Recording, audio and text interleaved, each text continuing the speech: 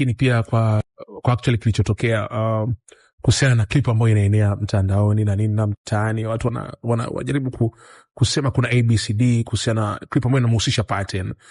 Ile clip ilikuwaje kwaje? Inaonekana, mimi nasema kama yeye ni mwanga, kwa sababu inaonekana mara nyingi aina hizi za clip ni mwanaume ana post kwa kumoffend mwanamke, lakini kwako inaonekana kama wewe ni mwanga, kwa sababu sidhani kama wewe ungeweza kushare aina hiyo clip. Hii imekwaje ni tukio?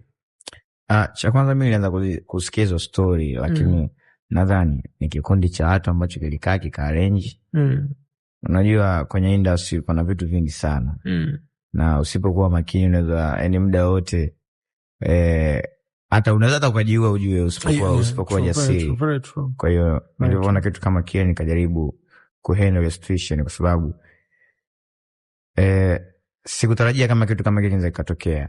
Mimi nikupe pole kwa hilo, kwa sababu actually hamna mtu